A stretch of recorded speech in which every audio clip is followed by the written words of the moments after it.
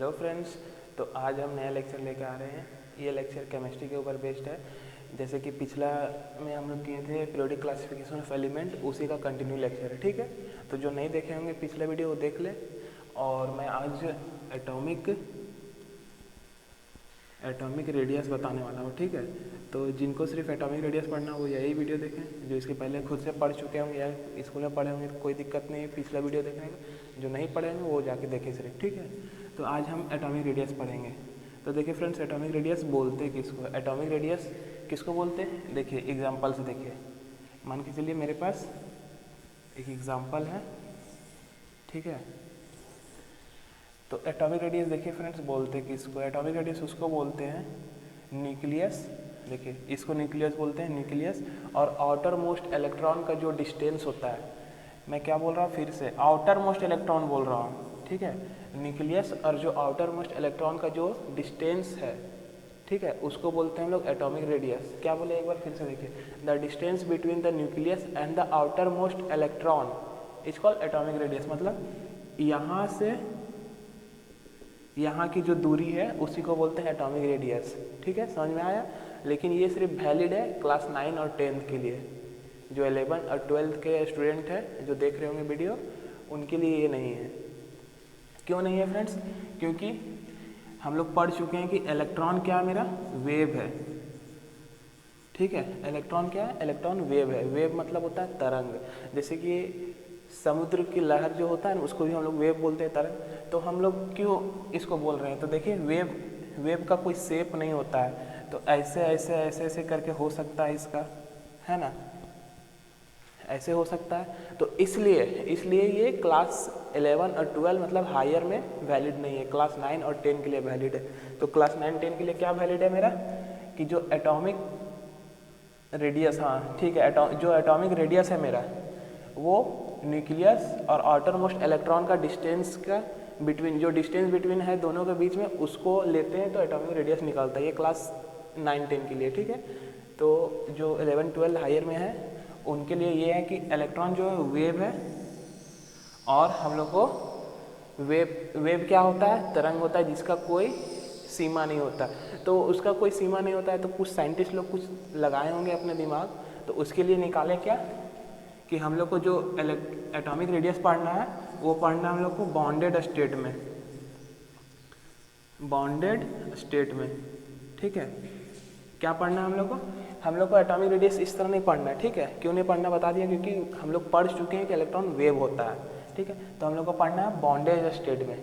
ठीक है, तो बॉन्डेज स्टेट में पढ़ना है, तो इसके अंदर में भी क्या होते हैं वो देख लेते हैं। ठीक है, जो हम लोग को पढ़ना है बुक में जो दिया हुआ है एनसीईआरटी में। ठीक है, तो सबसे पहले इसमें पढ़ना हम लोग को कोवलेंट बॉन्ड, कोवलेंट बॉन्ड। फिर पढ़ना हम लोग को वैन डर वाल। फिर पढ़ना हम लोग को मेटेलिक बॉन्ड। उसके बाद हम लोग को लास्ट पढ़ना है आयोनिक बॉन्ड। ठीक है फ्रेंड्स, तो हम लोग को यही सबसे पढ़ के पता करना है एटॉमिक रेडियस। ठीक है, कि कोवलेंट में एटॉमिक रेडियस कैसे निकालते हैं, वैन डर वाल में एटॉमिक रेडियस कैसे निकालते हैं, मेटेलिक में एटॉमिक रेडियस कैसे निकालते हैं, और आयनिक में एटॉमिक रेडियस कैसे निकालते हैं। और जो सिर्फ 9 10 का स्टूडेंट अगर ये वीडियो देख रहे होंगे तो उनके लिए बस यही है, बस इतना ही तक है कि एटॉमिक रेडियस कैसे निकालते हैं। जो डिस्टेंस बिटवीन न्यूक्लियस और आउटर मोस्ट इलेक्ट्रॉन का होता है वही होता है मेरा एटॉमिक रेडियस। ठीक है, और जो मेरा हायर स्टूडेंट देख रहे होंगे, हायर सेकेंडरी के देख रहे होंगे, तो उनके लिए ये है कि हम लोग एटॉमिक रेडियस कैसे निकालते हैं। किसी का भी निकालना रहेगा तो कोवलेंट बॉन्ड देखेंगे कि वो कोवलेंट बॉन्ड बना रहा है या नहीं बना रहा है, वैन डर वाल बॉन्ड बना रहा है या नहीं बना रहा है, मेटेलिक बॉन्ड बना रहा है या फिर आयोनिक बॉन्ड बना रहा है। ठीक है, तो इसको आप लोग नोट कीजिए, मैं रफ करता हूँ। तो चलिए फ्रेंड्स, अब फर्स्ट देखते हैं हम लोग क्या, कोवलेंट बॉन्ड। ठीक है, कोवलेंट बॉन्ड। ठीक है, तो आज सिर्फ सिंपल सा पढ़ेंगे कोवलेंट बॉन्ड क्या होता है, वैन डर वाल बॉन्ड क्या होता है, मेटेलिक बॉन्ड क्या होता है, और आयनिक बॉन्ड क्या होता है। ठीक है, इससे रिलेटेड क्वेश्चन मैं नेक्स्ट वीडियो में लेकर आऊँगा। ठीक है, क्योंकि एक दिन इंट्रोडक्शन तो एक दिन क्वेश्चन अच्छा रहेगा, एक ही बार कराने में थोड़ा गिजबिज हो जाता है। तो देखिए कोवलेंट बॉन्ड पढ़ते हैं, क्या होता है कोवलेंट बॉन्ड। तो देखिए फ्रेंड्स, कोवलेंट बॉन्ड किसको बोलते हैं? जो इलेक्ट्रॉन शेयर करके बॉन्ड बनाता है, एक दूसरे से शेयरिंग करके जो बनाता है, ठीक है, क्या? Sharing of electron, sharing of electron, मतलब जो इलेक्ट्रॉन को शेयर करके बनाता है। देखिए फॉर एग्जांपल, अगर मेरे पास कोई एक ए है, ठीक है, या फिर ऐसा ही सिंपल सा देखिए, एक ए है, फिर यहाँ पे एक ए है, दोनों एक दूसरे से शेयर करके बना रहा है इलेक्ट्रॉन, ठीक है, तो ये हो गया मेरा क्या? कोवलेंट बॉन्ड, ठीक है। तो इन लोग दोनों के बीच का जो डिस्टेंस होगा उसको हम लोग बोलेंगे कोवलेंट बॉन्ड। किसके लिए? एटॉमिक रेडियस निकालेंगे कोवलेंट बॉन्ड के लिए, ठीक है। तो देखिए फ्रेंड्स, इसके दोनों के बीच में जो डिस्टेंस है, देखिए यही डिस्टेंस है दोनों के बीच में, तो इसको हम लोग पढ़ते हैं ए है ना। और अगर हमको एटॉमिक रेडियस निकालना है फ्रेंड्स, ठीक है, तो इसको 2 से डिवाइड कर देंगे तो आ जाएगा मेरा एटॉमिक रेडियस। हम लोग एटॉमिक रेडियस के लिए पढ़ रहे हैं कि एटॉमिक रेडियस कैसे निकालेंगे कोवलेंट में, वंडर वाल में। तो फ्रेंड्स देखिए, पहले समझिए कि कोवलेंट बॉन्ड होता क्या है? जो शेयरिंग करके, जो इलेक्ट्रॉन शेयरिंग करके बनाता है। तो अगर जैसे कि जो मेरे जैक के स्टूडेंट देख रहे होंगे तो उन लोग को थोड़ा हिंदी से इंग्लिश कन्वर्ट करने में प्रॉब्लम होता है, लेकिन सीबीएसई वालों को दिक्कत नहीं होता है। तो मैं हिंदी में बोल रहा तो लोग कन्वर्ट कर सकते हैं, लेकिन जैक वाले क्या करेंगे, मैं इंग्लिश में एक बार बोल दे रहा हूँ, ठीक है, कि the bond which is form by the sharing of electron between them, मतलब उन दोनों के बीच में इलेक्ट्रॉन शेयर करके बनाने पे जो बॉन्ड बनता है उसको हम लोग बोलते हैं कोवलेंट बॉन्ड, ठीक है। तो आप लोग लिख लीजिएगा, मैं बोल दिया, ठीक है। तो उसको बोलते हैं हम लोग कोवलेंट बॉन्ड। तो इसमें एटॉमिक रेडियस कैसे देखते हैं कि जो दोनों के बीच में जो डिस्टेंस है, देखिए दोनों के बीच में यही डिस्टेंस है, तो इसको हम लोग बोलते हैं DAA, है ना, DAA। और एटॉमिक रेडियस निकालते हैं तो डिवाइड बाई 2 करते हैं तो एटॉमिक रेडियस निकल जाता है। समझ में आ गया फ्रेंड्स? तो इसको नोट कीजिए, ठीक है। फर्स्ट देख लिया फ्रेंड्स। तो देखिए अब सेकेंड में क्या देखते हैं हम लोग। सेकेंड क्या था हम लोग का? वंडर वाल, ठीक है। तो लिख लीजिए वंडर वाल बॉन्ड या फिर रेडियस, वंडर वाल बॉन्ड या फिर रेडियस। तो देखिए कोवलेंट क्या था, समझ में आ गया, जो शेयर करके बनाता है बॉन्ड उसको बोलते हैं कोवलेंट बॉन्ड, ठीक है। तो वंडर वाल क्या करता है? वंडर वाल कोई बॉन्ड ही नहीं बनाता है, ठीक है, विथआउट एनी बॉन्ड, यहीं पे लिखते हैं मैं, विथ आउट एनी बॉन्ड, मतलब ये बॉन्ड बिना बॉन्ड फॉर्म किए ही बनाता है, ठीक है। तो देखिए फॉर एग्जाम्पल देख लीजिए तो समझ में आएगा आप लोग को अच्छे से। देखिए मान के चलिए ये ए है, फिर ये ए है, ठीक है। देखिए ये कोई बॉन्ड बना रहा है? नहीं बना रहा है। तो फ्रेंड्स जो इन लोग दोनों के बीच का जो डिस्टेंस होगा तो वही ना होगा, अब क्या होगा, वही वंडर वाल रेडियस, है ना। जैसे कोवलेंट रेडियस निकाल रहे थे, देखिए कोवलेंट रेडियस यही है, अब वंडर वाल रेडियस देखेंगे, है ना, तो यही होगा डिस्टेंस, इन लोग दोनों का डिस्टेंस। तो फ्रेंड्स देखिए, तो इसको क्या फिर से पढ़ेंगे, DAA, और अगर एटॉमिक रेडियस निकालते हैं तो डिवाइड बाई 2 करते हैं तो आ जाता है। तो देखिए फ्रेंड्स मैं AA करके बना रहा हूँ, अगर कोई एटम या एलिमेंट्स लेके देखता हूँ तो क्या होता है, जैसे कि हाइड्रोजन लेते हैं H2, फिर यहाँ H2, तो इन लोग दोनों के जो डिस्टेंस होगा, इन लोग दोनों का डिस्टेंस यही होगा फ्रेंड्स। तो एटॉमिक रेडियस अगर निकालेंगे तो क्या लिखते हैं, जैसे यहाँ पे लिखे थे DAA, तो यहाँ लिखेंगे DH2 बाई 2। समझ में आ गया कि कैसे निकालना है। देखिए फॉर्मूला तो लग रहा है आप लोगों को सेम है, ठीक है, फॉर्मूला सब में सेम ही मिलेगा, उसमें कोई सिर्फ थ्योरी चेंज मिलेगा। देखिए थ्योरी क्या था उसमें, शेयर करके बनाता है, मतलब वो बॉन्ड बनाता है, ये बॉन्ड बनाता ही नहीं है, ठीक है। तो और ये सब क्वेश्चन उतना इम्पोर्टेंट नहीं है फ्रेंड्स, इम्पोर्टेंट कौन है, देखिए यहाँ पे मैं बॉक्स बना के बता रहा हूँ, VBI कर लीजिएगा आप लोग, ठीक है, या स्टार मार्क्स जो भी करते हैं आप लोग इम्पोर्टेंट के लिए वो लिख लीजिएगा, ठीक है। क्वेश्चन क्या पूछता है, हर साल CBSE में, JEE मेंस में और नीट में हर साल ये क्वेश्चन आता है। क्या आता है कि जैसे कि मैं चारों नहीं बताया तो 2 ही बताया, तो 2 ही में सिर्फ डिफरेंस करूँगा, ठीक है। तो आप लोग क्वेश्चन क्या पूछ सकता है, क्वेश्चन यही पूछता है कि मेरा कौन सा रेडियस बड़ा होता है, कोवलेंट या फिर वंडर वाल। पहला क्वेश्चन,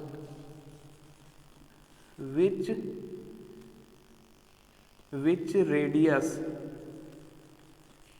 इज ग्रेटर, या फिर अरेंज, छोड़िए हम ये नहीं लिखते, ठीक है, आप लोग अरेंज करके बताइए कि ये बड़ा है कि ये बड़ा है, ठीक है, अरेंज करके हमको बताना है कि दोनों में से किसका रेडियस बड़ा है। तो रेडियस मतलब क्या होता है, दूरी, डिस्टेंस, है ना। तो देखिए फ्रेंड्स, रेडियस किसका बड़ा होगा, रेडियस जाहिर सी बात है इसका ही बड़ा होगा। देखिए डिस्टेंस इसका ज़्यादा है, ये ओवरलैप कर रहा है। ये अगर मेरा इस तरह भी रहता, बिना ओवरलैप किए भी रहता, तो भी इसी का बड़ा रहता। क्यों, क्योंकि ये सटा हुआ है और ये थोड़ा सा गैप है, डिस्टेंस है, कुछ तो गैप है, हल्का सा ही, लेकिन कुछ है। तो इसका मतलब इसका बड़ा होगा रेडियस मेरा। तो हम क्या लिखेंगे, वंडर वाल radius is greater than covalent radius. Covalent radius समझ में आ गया फ्रेंड्स। तो क्वेश्चन यही पूछता है, क्वेश्चन इसी तरह का पूछेगा। अभी चारों बताएंगे तो चारों में से कंपेयर करने के लिए बोलेंगे, ठीक है। तो क्वेश्चन इसी तरह पूछता है, ठीक है, किसका रेडियस बड़ा होगा। कोई क्वेश्चन ही दे दिया, जैसे हाइड्रोजन दे दिया, ये हो गया वंडरवाल का, और कोवलेंट का दे दिया HCl, जैसे कि, है ना, शेयर करके बनाता है, बॉन्ड शेयर करके बनाता है HCl। तो उसी तरह दोनों में से पूछ दिया कि HCl का ज़्यादा होगा या फिर हाइड्रोजन बॉन्ड का ज़्यादा होगा। तो आप लोग को समझना होगा, जानना होगा, बुक पढ़ना होगा इसके लिए कि कौन सा मेरा कोवलेंट होता है और कौन सा वंडरवाल होता है, ठीक है। तो ये सब दोनों आप लोग नोट कीजिए। मैं अब थर्ड बताता हूँ, ठीक है फ्रेंड्स। तो चलिए फ्रेंड्स, अब नेक्स्ट देखते हैं थर्ड मेरा क्या था, मेटेलिक बॉन्ड, ठीक है। तो मेटेलिक बॉन्ड क्या होता है, या फिर मेटेलिक रेडियस। अगर एटॉमिक रेडियस पढ़ रहे हैं तो रेडियस बोल सकते हैं, कोई दिक्कत नहीं है। तो फ्रेंड्स, मेटेलिक रेडियस किसको बोलते हैं, शुरू से एक बार फिर से रिवाइज करते हैं। जैसे कि कोवलेंट रेडियस या कोवलेंट बॉन्ड किसको बोलते हैं, जो शेयर करके बनाता है। वंडरवाल किसको बोलते हैं, जो बॉन्ड फॉर्म ही नहीं करता है, ठीक है, जिसके बीच में गैप होता है, ठीक है, उसको बोलते हैं। फिर मेटेलिक रेडियस किसको बोलते हैं, या मेटेलिक बॉन्ड किसको बोलते हैं, जो मेटल के बीच में बॉन्ड बनता है। क्या बोल रहे हैं, यहाँ पे लिखता हूँ, ठीक है, bond formation between metal bond, metal bond, ठीक है, मेटल बॉन्ड। क्या बोल रहे हैं कि जो बॉन्ड फॉर्म होता है मेरा मेटल के बीच में, उसको बोलते हैं लोग मेटेलिक बॉन्ड या फिर मेटेलिक रेडियस।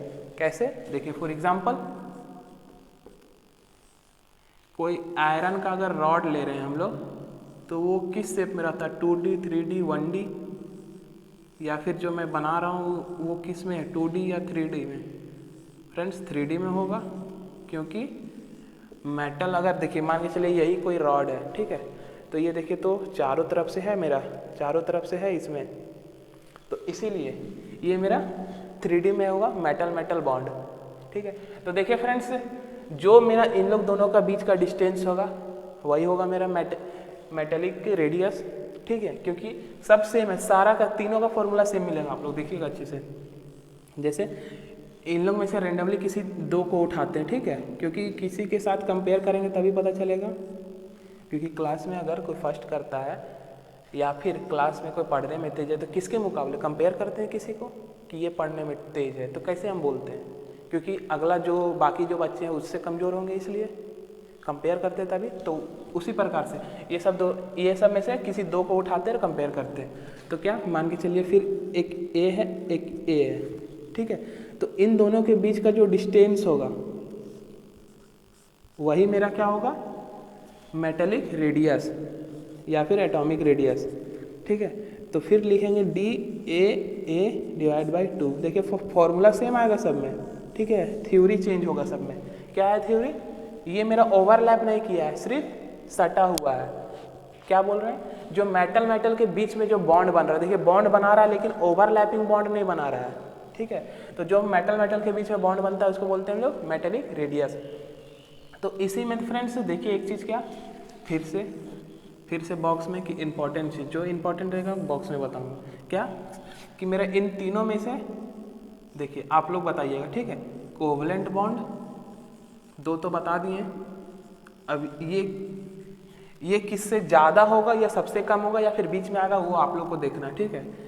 कोवलेंट बॉन्ड, फिर वंडरवाल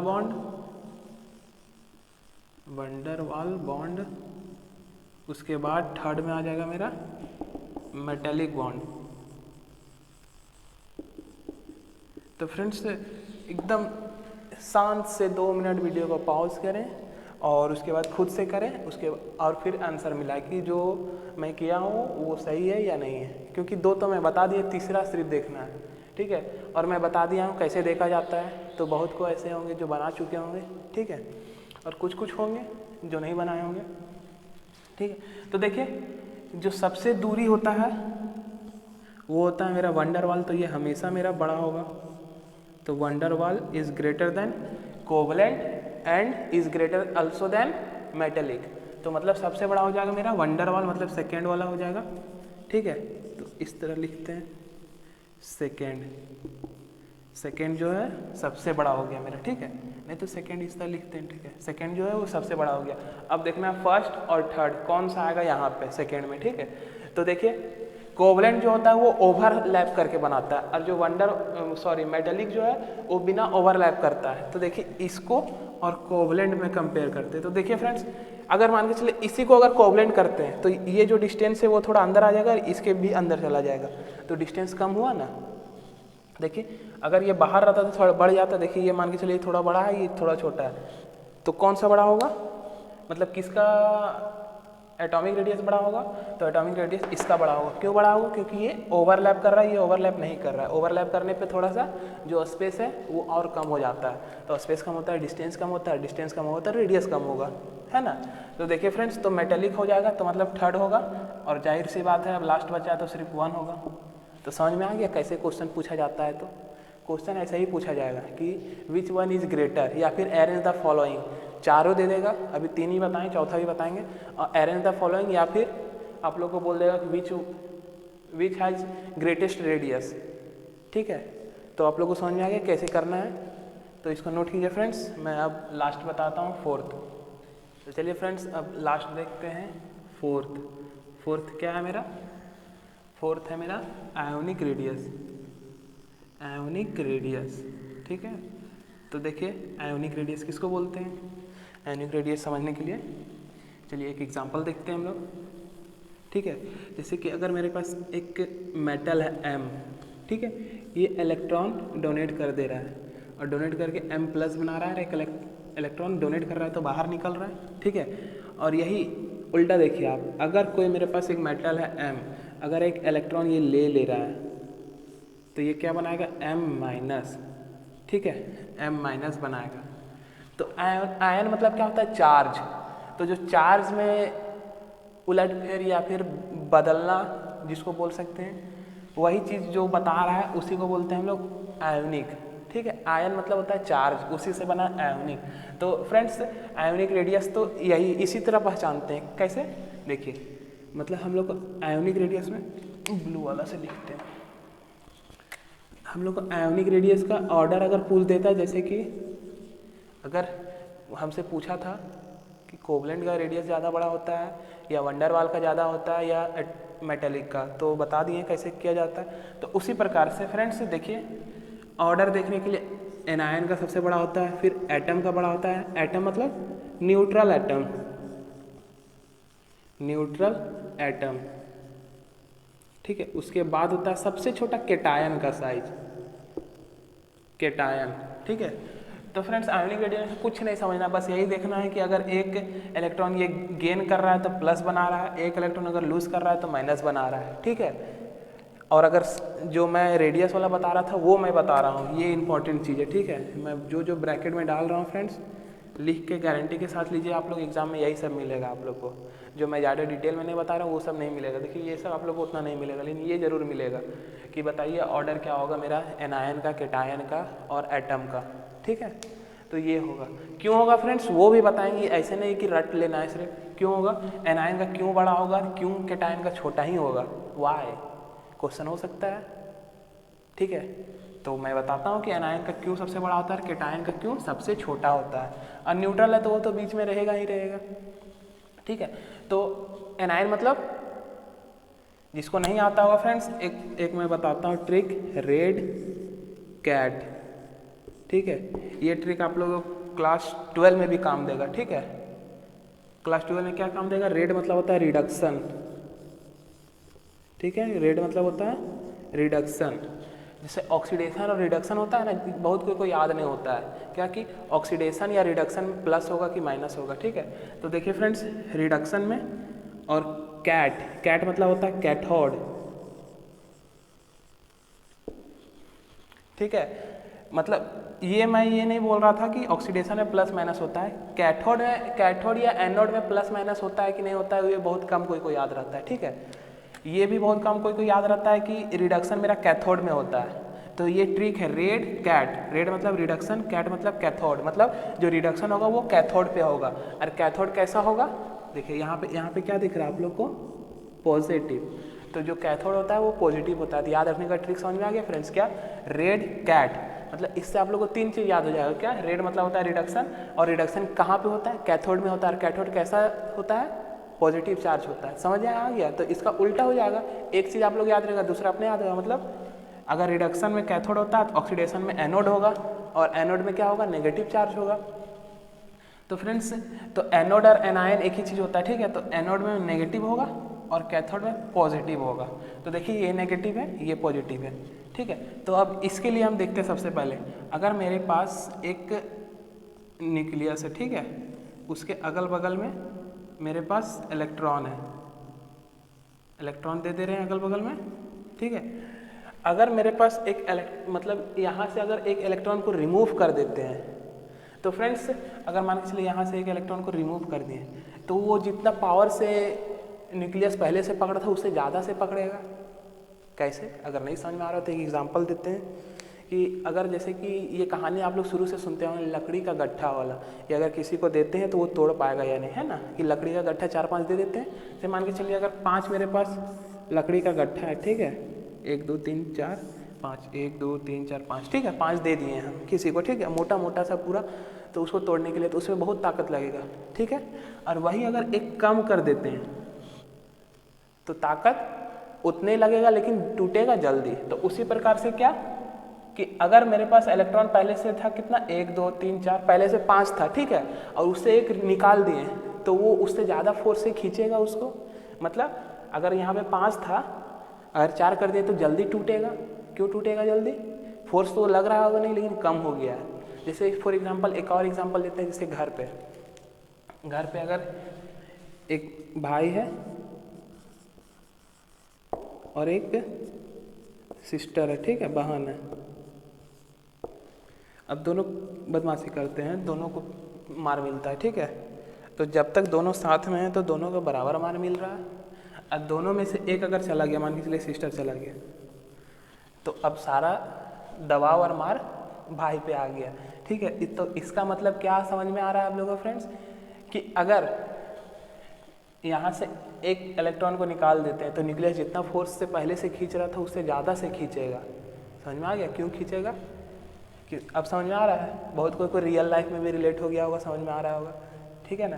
तो उसी प्रकार इसमें देखते हैं। अब क्या देखते हैं इसमें, कि अगर एक इलेक्ट्रॉन आ जाता है मेरा, अगर मेरे पास 4 इलेक्ट्रॉन था पहले से, 3 1 4 1 2 3 4 इलेक्ट्रॉन पहले से मान के चलिए, है ना मेरे पास, तो न्यूक्लियस तो खींच के रखा है पहले से। अगर एक इलेक्ट्रॉन और आ जाता है मेरे पास तो क्या होगा फ्रेंड्स, ये भी कुछ फोर्स न्यूक्लियस से लेगा, तो क्या हो जाएगा, फोर्स कम हो जाएगा, फोर्स मेरा कम हो जाएगा।